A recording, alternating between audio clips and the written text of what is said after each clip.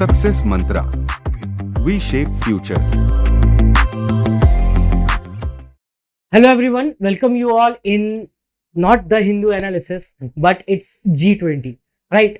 As per promised कि groups पे एक प्रॉपर वीडियोस आएंगी, तो हर ग्रुप्स पे सेपरेटली एक वीडियोस फ्रेम कर लिया गया है। तो this is the beginning of the group that is the G20। Major था तो सोचा सबसे पहले इसको ही कवर करते हैं, क्योंकि अगर G20 के ग्रुप्स आपके कंट्रोल में है ना, अगर आपके हाथ में है G20, तो समझो G7, G8 और यूरोपियन यूनियन ये अपने आप हो जाएगा। तो बेसिकली तीन ग्रुप्स आपस में इंटरलिंक्ड है। अगर मोटा मोटा बात करें हम, तो एक तो आपका G20 है, ठीक है, इसके कुछ मेंबर्स G7 का पार्ट है, जो G7 है वही G8 है, बस एक रशिया ऐड कर दो। G20 से आपको एक और ग्रुप निकल जाएगा, यूरोपियन यूनियन, ठीक है। तो हमारा मेजर फोकस ये रहेगा कि हम इन तीनों को नेक्स्ट सेशन तक कवर कर दें, ठीक है। तो जब भी नेक्स्ट वीडियो आएगी, नेक्स्ट वीक में ही आ जाएगी, मंडे से सैटरडे के बीच में 2-3 वीडियोस तो आ ही जाएंगी। तो उनके बीच में हम ये फोकस करेंगे कि यूरोपियन यूनियन, G7 और G8 ये पूरा फाइनल कर दें, ठीक है। तो उसके बाद ताकि हम एशियन कंट्रीज के ऊपर बढ़ सके, जो हमारा ब्रिक्स है, सार्क है, क्वाड है, इनके ऊपर हम काम करेंगे, ठीक है। तो आई होप कि इंटेंशन क्लियर होंगे आपको, और थोड़ा सा अच्छे से एक्सप्लेन करके पढ़ेंगे, कॉन्टेक्स्ट जानेंगे, क्यों स्टार्ट हुआ, क्या कंट्रीज है, ज्योग्राफिकल लोकेशन उनकी देखने की भी कोशिश करेंगे, राइट। तो चलो, G20 ये बेसिकली गवर्नमेंट ऑफ इंडिया की वेबसाइट से निकाला गया है। G20 का स्टार्ट हुआ था 1999 में, ये बातें तो पता ही रखनी चाहिए। और एक बीच में पीरियड आता है 2008 का, और आज चल रहा है 2023, ठीक है, ये आगे तक है। तो 2008 में ऐसा क्या हुआ और 1999 में ऐसा क्या हुआ, ये जानने से पहले हम थोड़ा सा G20 इंडिया के कॉन्टेक्स्ट पे देखते हैं कि क्या क्या बातें हैं, इंसेप्शन क्या है G20 का।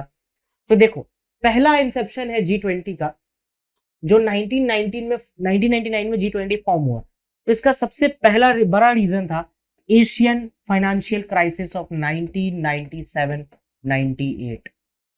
बहुत बड़ा फाइनेंशियल क्राइसिस आया एशिया में। एशिया में किस कंट्री में?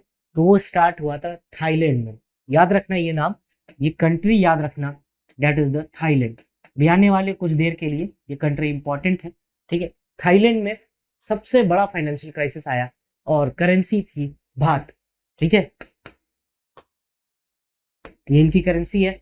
तो भात में जब इन्होंने उसको डाउन करने का सोचा, उसका इफेक्ट पूरे एशिया पे दिखा, क्योंकि एक कंट्री भी इधर उधर कुछ हरकत करने की कोशिश करती है तो ग्लोबल मार्केट इफेक्ट होता है, और उस मार्केट इफेक्ट होने के कारण यहाँ पर इफेक्ट आया, जिसके कारण एशिया में इफेक्ट हुआ, ठीक है। तो इसी फाइनेंशियल क्राइसिस को कंट्रोल करने के लिए एक फोरम बनाया गया, जिसको कहा गया ग्रुप ऑफ 20। ग्रुप ऑफ 20 नहीं था, स्टार्टिंग में एशियन कंट्रीज ही इसमें आई थी, तो एशियन कंट्रीज के ग्रुप को ग्रुप ऑफ 20 लेटर ऑन कहा जाने लगा। तो इसमें बेसिकली ये बात हुई कि एक ग्रुप ऐसा बनाया जाएगा जो ग्रुप ये फाइनेंशियल इश्यूज और ग्लोबल इकोनॉमिक इश्यूज के ऊपर देखेगा। तो इनिशियल इंटेंशन क्या था? फाइनेंशियल इश्यूज, ये बात याद रखना, इनिशियल इंटेंशन था फाइनेंशियल इश्यूज, और रीजन था थाईलैंड भात का गिरना, ठीक है, जिसके कारण डॉलर कहीं ना कहीं इफेक्ट हुआ, जिसके, और डॉलर क्या है, हम तो डूबेंगे सनम, तुम्हें भी ले डूबेंगे। डॉलर की यही कहानी रहती है, डॉलर डूबता है सब डूबता है। तो ये चीज इसमें याद रखना। ये क्वेश्चन क्लियर है कि 1989 में क्यों स्टार्ट हुआ था G20, एशियन फाइनेंशियल क्राइसिस, ठीक है। ये पहली बात हम लोगों ने कर ली। सेकंड है 2008 में ऐसा क्या हुआ जो इस पे एक बीच में मिड लेवल आ गया। 2008 में बहुत बड़ी चीज हुई थी, 2008 में तो नहीं हुई थी, 2007 में हुई थी, जिसे हम कहते हैं ग्लोबल इकोनॉमिक क्राइसिस, और इसका खामियाजा वर्ल्ड आज भी भुगत रहा है। एक बैंक है जो कि कल ही क्लोज हुआ है, आई गेस सैटरडे के न्यूज़पेपर, अगर आप लोग पढ़ते होंगे तो सैटरडे के न्यूज़पेपर में आपको मिल जाएगा, ठीक है। तो बैंक क्लोज हो गया, और बैंक का नाम है सिलिकॉन वैली बैंक, और 2008 के फाइनेंशियल क्राइसिस के बाद वो उभर नहीं पाया, इतनी तेज फाइनेंशियल क्राइसिस थी, और वो रिसेशन 1929 के रिसेशन से भी बढ़ के था। तो हम 1929 का रिसेशन और 2008 पे थोड़ी अच्छी चर्चा करेंगे, ठीक है। तो आई गेस कि ये पार्ट क्लियर होगा 1999 वाला, कि एग्जैक्टली क्यों स्टार्ट हुआ। तो थाईलैंड भात का गिरना, ठीक है, और एशिया में फाइनेंशियल क्राइसिस आना, जिसके कारण फाइनेंशियल क्राइसिस और इकोनॉमिक क्राइसिस को कंट्रोल करने के लिए G20 बनाया गया। उसका 2008 में इसको एक्सपेंशन दिया गया था तो इस पे हम अभी थोड़ी देर बाद पढ़ेंगे। उससे पहले हम थोड़ा सा इंडिया के पर्सपेक्टिव से देखते हैं। आई गेस कि ये पार्ट एटलीस्ट क्लियर होना चाहिए आपका, अंदर सब कुछ मिल जाएगा लिखा हुआ। अभी G20 की प्रेसिडेंसी किसके पास है?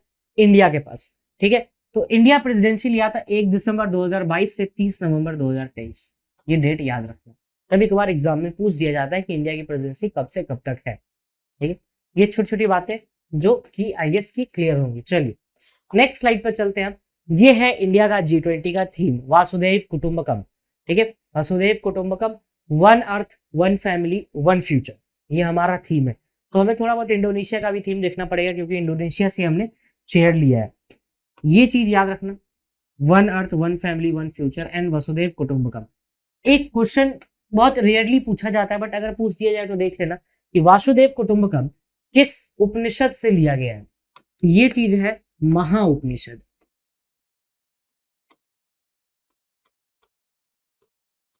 और एक चीज और होती है सत्यमेव जयते, जो आप एम्बलम के नीचे देखते हो लिखा रहता है, दैट इज फ्रॉम मुंडको उपनिषद। तो दोनों में डिफरेंस है थोड़ा सा, ठीक है, याद रखो। वसुदेव कुटुंबकम लिया गया महा उपनिषद से। महा उपनिषद में ये चीज लिखी गई है, हमारे वेदों पुराण में बहुत बड़ी बड़ी बातें हैं, तो वहां से ये चीज लिखा गया है वसुदेव कुटुंबकम, ठीक है। World is our family and we welcome it, ठीक है। ये हम स्वागत करते हैं पूरे विश्व का इंडिया में, ठीक है। One earth one family and one future इसका थीम है। नेक्स्ट स्लाइड देखते हैं क्या है हमारे लिए। Next is 1997 and 1998 Asian financial crisis. तो अब देखते हैं ओरिजिन ऑफ G20 से लेकर 2008 तक का एक सफर तय करेंगे, उसके बाद हम ग्रुपिंग्स के ऊपर आ जाएंगे, ठीक है। तो begin with the currency crisis हुआ बैंकॉक पे, Thai baht from the US dollar, setting off a series of currency devaluation and massive flights of capital, ठीक है। डीवैल्यूएशन ऑफ करेंसी हुआ and massive flights of capital. देखो इस time पे ना एक चीज नहीं थी वर्ल्ड में, फाइनेंशियल क्राइसिस को टेक ओवर करने के लिए हमारे पास कोई स्कीम नहीं था, कोई थीम नहीं थी।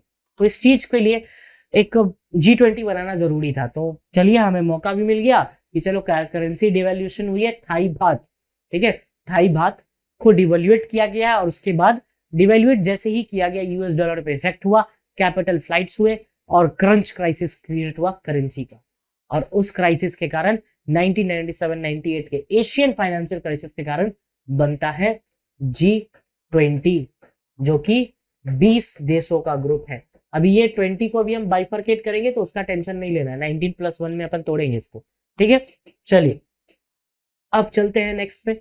नेक्स्ट है 1998 में एक और चीज हुई थी, Russia experienced a major currency crisis with the rouble lost over 2/3 of its value in 3 weeks as well as default on its sovereign bonds and banking crisis.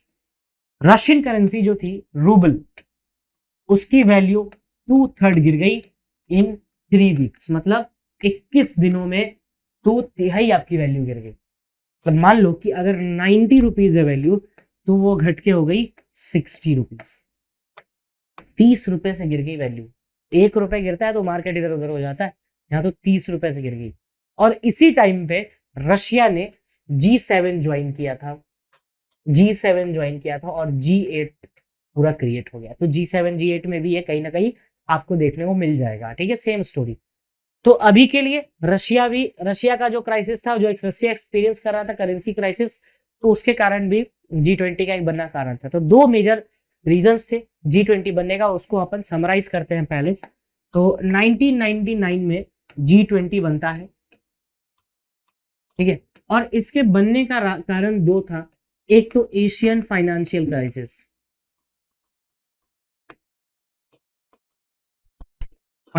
Crisis, currency of Thai baht, ठीक है।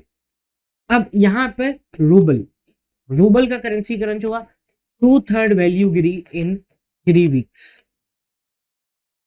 तो इसलिए एक ऐसे group की जरूरत थी जो कि फाइनेंशियल क्रंच को हैंडल करे, तो हम लोगों ने बनाया G20 बना दिया। लेकिन इंटेंशन क्या था? फाइनेंशियल और इकोनॉमिक क्राइसिस को ओवरकम करना, बस इनिशियल इंटेंशन यही था। तो ये बातें क्लियर है, ये सम अप कर दिया हम लोगों ने कि फॉर्मेशन क्यों, एशियन फाइनेंशियल क्राइसिस एंड आपका। नेक्स्ट है elevation to the leaders level. देखो G20 जो है वो स्टेट लेवल पे आ गया। पहले क्या था कि उसमें केवल फाइनेंशियल इकोनॉमिक क्राइसिस पे ऊपर डील करता था, लेकिन उसके बाद वो इंटरनेशनल कॉर्पोरेशन पे क्यों आया, पॉलिटिकल लेवल पे क्यों आया, बहुत सारी बातें होने लग गई इसमें G20 में।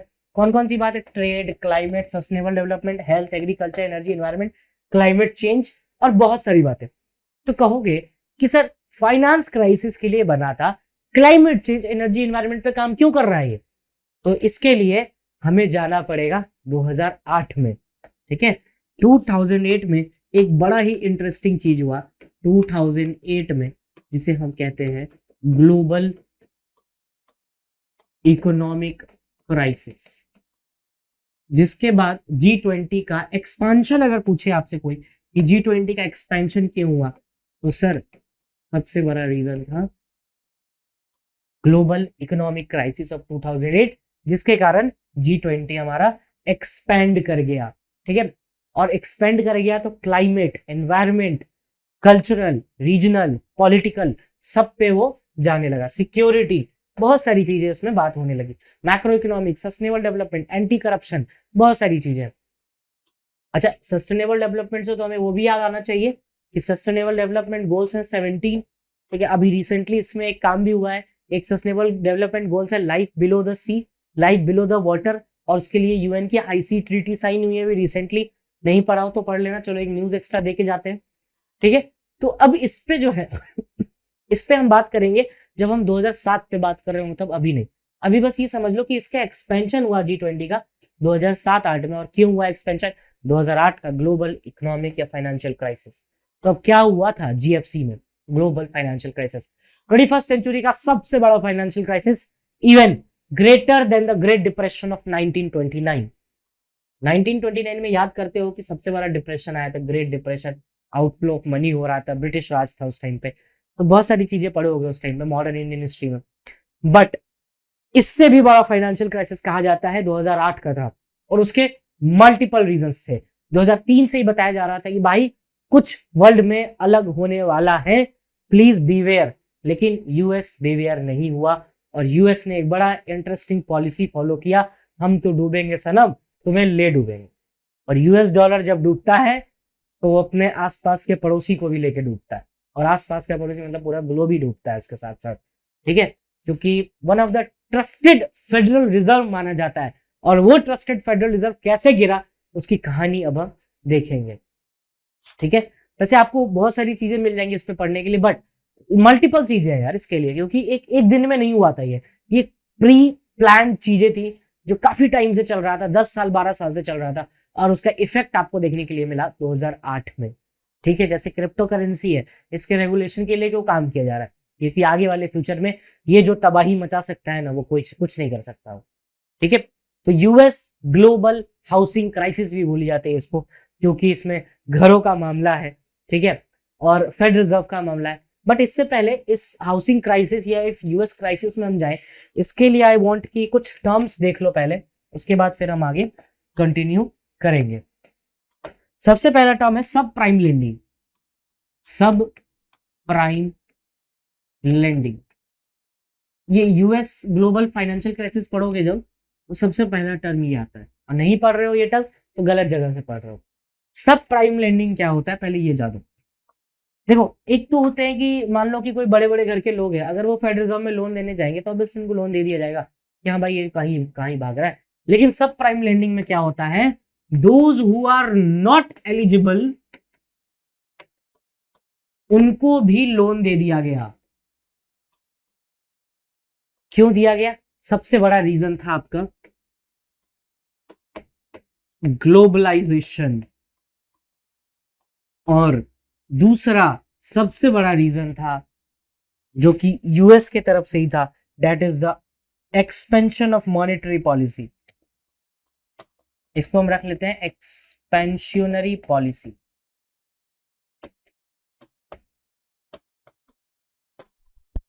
एक्सपेंशनरी पॉलिसी, इस दो पॉलिसी से दवाई मचाई फेडरल रिजर्व ने। सब प्राइम लेंडिंग में क्या होता था कि जो एलिजिबल है उनको ही पकड़ पकड़ के लोन देना, चलो आओ लोन लो लोन लो। और सबसे बड़ी बात कि लोन जो रेट्स होते थे, लोन रेट्स जो होते थे दैट वर चीपर। तो सस्ते लोन रेट मिलते थे, लोग खरीद लेते थे, जो भी नहीं है लो ले लिया लोन, ठीक है। अब जो लोन ले रहे थे लोग करेंगे क्या, घर बना रहे थे लोग हाउस लोन्स ले रहे थे, इसलिए हम इसे कहते हैं ग्लोबल हाउसिंग क्राइसिस। ठीक है, इसलिए हम कहते हैं ग्लोबल हाउसिंग क्राइसिस, क्योंकि लोग घर बना रहे थे, लोन ले रहे थे, हाउस लोन्स ले रहे थे, इसके कारण ये हो रहा था। आई गेस कि सब प्राइम लेंडिंग समझ में आ गया होगा। अब इसमें एक और चीज है जो आपको देखना है, that is the bail out. Bail out, but bail out पढ़ने से पहले हम एक टर्म को देखेंगे, दैट इज सीडीओ, कोलेटरल डेप्ट ऑब्लिगेशन। कोलेटरल डेप्ट ऑब्लिगेशन क्या होता है, जैसे मान लो कि यहाँ से लोगों से लोन लिया गया, ठीक है, लोन दिया लोगों ने, लोगों को लोन दिया गया, उसके बदले में कुछ सिक्योरिटी ली जाती है। सिक्योरिटी क्या होता है, जैसे मान लो कि मैंने तुझे 5,000 रुपए दिए, ठीक है, मैंने कहा कि भाई अब ठीक है 5,000 रुपए रख लो, अपनी साइकिल मुझे गिरवी रख दो, तो वो साइकिल सिक्योरिटी थी, ठीक है। तो अब लोगों से सिक्योरिटी भी ली गई, अब उस सिक्योरिटी का फेड रिजर्व कर दिया, फेड रिजर्व बैंक है यूएस का। अब फेड रिजर्व ने क्या किया, उन सिक्योरिटीज पर, फेड रिजर्व ने क्या किया, उन लिए हुए सिक्योरिटीज पे ठप्पा लगाया यूएस गवर्नमेंट का, ठीक है, यूएस गवर्नमेंट का ठप्पा लगाया, और एक बार गवर्नमेंट का स्टैंप लग गया मतलब समझो वो बहुत सेफ है, that stamp is very safe, that security is safe, और उसको बेचना शुरू किया, और लेंगी कौन, बड़ी बड़ी कंपनियां, ठीक है। तो उसी को कहते हैं हम कोलेटरलाइज्ड डेप्ट ऑब्लिगेशन। फेड रिजर्व के ठप्पे के साथ हर सिक्योरिटी बिकी, लेकिन उन सिक्योरिटी से उतना पैसा नहीं आ सकता था जितना आपने लोन दिया था। अब लोन दिया, पैसा आ ही नहीं सकता था, तो कंपनियां क्या होंगी, कोलैप्स करेंगी। अब कंपनियां कोलैप्स करेंगी और उनको पैसा नहीं होगा उनके पास, तो गवर्नमेंट के पास दो ऑप्शन बचता है, या तो जेल में डालो या उनको सपोर्ट करके खड़ा करो मार्केट में वापस से। अब जैसे इंडिया में है, बहुत बड़े बड़े टाइकून्स है, अगर वो गिरते हैं तो सबसे पहले गवर्नमेंट उन्हें सपोर्ट करेगी कि भाई तुम खड़े हो जाओ यार, तुम्हारे से बहुत चीजें चल रही हैं। तो बेल आउट में भी यही हुआ, और बेल आउट में यूएस गवर्नमेंट ने भर भर के पैसा डाला मार्केट में, पूरा मन से पैसा डाला, दिया खूब पैसा खड़े करने के लिए, जो सक्सेस नहीं हो पाया। और इन सभी रीजनों को मिला करके बनता है 2008 का फाइनेंशियल क्राइसिस। बट इससे बड़ी एक चीज और है, 2001 में एक बहुत बड़ा इशू हो चुका था, बहुत बड़ा, जिसे हम कहते हैं twin tower. Twin tower collapse हुआ। ट्विन टावर के कोलैप्स के बाद यूएस में एक चीज और आई थी, दैट इज द एफएटीएफ, यहाँ पर फाइनेंशियल एक्शन टास्क फोर्स, जो कि 1989 में ही आ गया था। एफएटीएफ आपको 1989 में ही आ गया था, बट एफएटीएफ को टेररिस्ट एक्टिविटी के लिए डाला गया 2001 के बाद, 2001 के ट्विन टावर कोलैप्स के बाद। इस कोलैप्स के टाइम पे केवल ट्विन टावर कोलैप्स नहीं हुआ था, कभी स्टोरी जाके देखना, बहुत सारी वीडियोस मिल जाएंगी आपको यूट्यूब पे। ट्विन टावर कोलैप्स जब हुआ तो सिंपल एक बड़ी बात हुई, जो लोग कोलैप्स कर रहे थे वो फाइनेंशियली भी तोड़ रहे थे यूएस को, और उन्होंने मार्केट गिरा दी शाम तक पूरी यूएस की, ठीक है। तो इन सब के कारण एक चीज हुई जिसे हम कहते हैं 2008 का global financial crisis, GFC. I guess कि ये रीजन समझ में आ गया होगा कि 2008 का जीएफसी का सबसे बड़ा रीजन क्या था, सब प्राइम लेंडिंग, बेल आउट करना। 2001 का ट्विन टावर कोलैप्स के कारण मार्केट कोलैप्स किया था, उसके बाद ही बता दिया गया था कि be sure, be aware, globalisation policy, expansionary policy, loan rates cheap कर दिए गए, हाउस लोन्स दिए गए, global housing crisis, CDO, collateralised डेप्ट obligations, bail out, forex reserve की सिक्योरिटी देना यूएस गवर्नमेंट का, ठप्पा लगा के। और जब ऑडिट किया गया ना इन सब चीज का, तो ऑडिट में पता चला इकोनॉमी इज कोलैप्सिंग। और ऑडिट में केवल यूएस की इकोनॉमी नहीं गिरी थी, पूरे ग्लोब की इकोनॉमी गिरी थी, क्योंकि डॉलर गिरा था, और डॉलर गिरने का मतलब है ग्लोबल क्राइसिस आना। इसके बाद ही G20 की रेगुलर मीटिंग्स की बात हुई 2008 में, कहा गया कि यार एक बात बताओ, 1999 में जो एशियन फाइनेंशियल क्राइसिस हुए थे, उस टाइम पे ना हम लोग एक मीटिंग करते थे कि एक जो फाइनेंशियल क्राइसिस को देखेगा उसकी अब जरूरत है, उसे लेके आओ। तो इसका आप स्क्रीनशॉट ले लो तब तक जल्दी से, फिर अपन देखेंगे कि आगे क्या हुआ। अब बात उठी कि साहब आपने ना G20 बनाई थी एक 1999 में, जो कि फाइनेंशियल क्राइसिस से डील करता था, जिसमें ग्लोब के लोग आते थे। इसमें टोटल 19 प्लस 28 मेंबर थे उस टाइम पे, 47, लेकिन अब ये घट के हो गया 46, क्योंकि ब्रिटेन का एग्जिट हुआ है इन 2019। ठीक है, ये देखेंगे अभी और जब डील करेंगे, तो ये बस समझाने के लिए था आपको। तो G20 में बताया गया कि सब 2008 में इसमें कहा गया कि हमें जरूरत है मीटिंग्स की। इस तरह के ग्लोबल फाइनेंशियल क्राइसिस को रोकना है तो हमें रेगुलर मीटिंग्स लेनी होंगी, और उसके बाद ही हुआ डुअल मीटिंग का कॉन्सेप्ट। और एक साल में 2 बार मीटिंग होती थी, एक साल में 2 बार मिलते थे ये लोग, एक साल में 2 बार। टोरंटो में भी मिले, यूएस में भी मिले, वॉशिंगटन डीसी में पहला मीटिंग हुआ 2008 में, 2 बार मिलते। फिर 2011 के बाद ये चीजें नॉर्मलाइज कर दी गई, फिर एक बार मिलना शुरू हो गया, तो उसको देखेंगे। बट इनिशियली उनका कहा था कि 2 बार भाई दिमाग खराब हो रहा है, ग्लोबल क्राइसिस आ चुका है, कुछ तो करना पड़ेगा। तो इसके बाद ही उन्होंने एक्सपेंड किया कि जब इतने लोग आ रहे हैं तो क्यों ना हम फाइनेंस ही क्यों देखें, हर चीज देखते हैं, करप्शन देखें, टेररिज्म देखें, फिर उसके बाद क्लाइमेट चेंज, एनवायरमेंट चेंज, बहुत सारी चीजें हैं जो इफेक्ट करती हैं इन सब चीजों को, तो हम उन सबको एक बार देखेंगे। ठीक है, तो ये कहानी थी 1999 से 2008 तक की। एंड आई गेस की ये कहानी पसंद आई होगी, अच्छी लगे तो हाँ ना कर देना। ठीक है, चलिए, इसमें भी वही चीज है, जो क्रेडिट वर्थीज थे भी नहीं उनको भी लोन दे दिया था। ये सभी चीजें हम लोग अभी आप लोगों ने समझी है। और टेलीग्राफ की एक लाइन भी है, लेमन्स एक बहुत बड़ी कंपनी थी जो बैंकरप्ट हो गई थी उस टाइम पे, और टेलीग्राफ ने लिखा था, Lehmans one of the oldest, richest and most powerful investment banking in the world was not too big to fail. इतना बड़ा भी नहीं था कि लेमन फेल नहीं हो सकता था, और 2008 की इकोनॉमिक क्राइसिस ने इसे भी डुबा दिया, और टेलीग्राफ ने ये लाइन डाली थी। चलिए, अब नेक्स्ट देखते हैं G20 में कितने मेंबर्स हैं। देखो, G20 में टोटल 19 + 1 मेंबर्स है। चीजों को ना थोड़ा सा ध्यान से देखना, 19 + 1, 19 कंट्रीज है और 1 यूरोपियन यूनियन है। ठीक है, यूरोपियन यूनियन में इनिशियली 28 मेंबर थे, लेकिन 2019 के बाद एक इफेक्ट हुआ, that is the Brexit. Brexit का मतलब होता है ब्रिटेन का एग्जिट, जिसके बाद 27 मेंबर रह गए। तो अगर हम टोटल जोड़े तो 19 + 27 होता है 46। अब इसमें जितने लोग हैं वो G8 में भी है, और G8 में से रशिया हटा दो तो G7 बनेगा। तो ये रहा, G8 में से रशिया हटाया, G7 बन गया। G7 में इतने कंट्रीज है, जब G7 को पढ़ रहे होंगे तो उसको भी देखेंगे। और G20 में इन सबको जोड़ दो, Argentina, Australia, Brazil, China, European union, India, Saudi Arabia, Mexico, Indonesia, south Korea, Turkey, USA, Italy, Germany, UK, Japan, France, Canada, Russia. 2-4 बार देखोगे अपने पता चल जाएगा कि G20 में कितनी कंट्रीज है। और यूरोपियन यूनियन की बात रही तो वो मैं अभी आपको दिखाऊंगा कि यूरोपियन यूनियन में कैसे मेंबर्स होते हैं। जब यूरोपियन यूनियन डील करेंगे तो उसको सेपरेटली भी हम देखेंगे, छोटी सी बात होगी यूरोपियन यूनियन की। ये रहा वर्ल्ड मैप। अब इसमें देखो कहाँ कहाँ है। कनाडा नॉर्थ अमेरिका का पार्ट है, ये है ना नॉर्थ अमेरिका। यहाँ पर क्या है, अलास्का। ठीक है, कनाडा, यूएस, मेक्सिको। अच्छा, नॉर्थ कोरिया कह रहे हैं, नॉर्थ यूएसए, उसको साउथ अमेरिका, नॉर्थ अमेरिका को कौन जोड़ता है, पनामा कैनाल या फिर इस्थमस ऑफ पनामा, दो भी चीज बोलते हैं। यहाँ पे 7 कंट्रीज है, Belize, Honduras, Guatemala and so on and so forth. इसमें सन सल्वाडोर, एल सल्वाडोर ये सब आ जाता है। ब्राजील, अर्जेंटीना, इधर क्या है, चिली, पैरागुआ, उरुग्वे, ऐसे बहुत सारे कंट्रीज है यहाँ पर भी। और साउथ अमेरिका की ये कंट्रीज हो गई। अच्छा, यहाँ पर एक चैनल भी है जिसे हम कहते हैं डायरेक्ट पैसेज। ये सब देखते जाओ, और मैप में जब देखोगे तो सब मिल जाएगा, एक भी जैसी चीजें नहीं मिलेगी। ये सब क्वेश्चन पूछे जाते हैं कभी कभी। ये रहा अफ्रीका। ठीक है, अफ्रीका में आपको मिल जाएगा, अफ्रीका की सबसे बड़ी रिवर है एक नाइल रिवर, जो ऑलमोस्ट यहाँ से निकलती, क्या ही बना दिया मैंने। देखो, अफ्रीका की एक रिवर है नाइल रिवर, जो यहाँ से निकलती है लेक ताना से और विक्टोरिया से, और यहाँ पे जाके एक डेल्टा बनाती है जिसे हम कहते हैं नील रिवर का डेल्टा।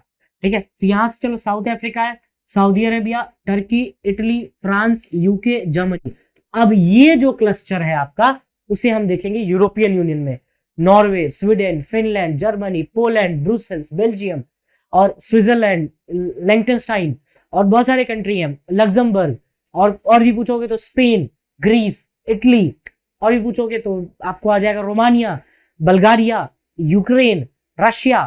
ठीक है, और भी बहुत सारी हैं, अगर ऊपर से आओगे तो मिल जाएगा आपको एस्टोनिया, लातविया, लिथुआनिया, और फिर उसके बाद रशिया का एक पार्ट है लेनिनग्राड। ठीक है, तो ये सब चीजें हैं, तो ये सब बातें होंगी यूरोपियन यूनियन जब पढ़ेंगे। सारी कंट्रीज बता दी मैंने आपको यूरोपियन यूनियन की। और डेनमार्क इधर लगा लो एक। ठीक है, ये रहा डेनमार्क वाला पोर्शन आपका। ठीक है, सॉरी, हाँ डेनमार्क। अब डेनमार्क और नॉर्थ अमेरिका को सेपरेट करता है डेविस स्ट्रेट।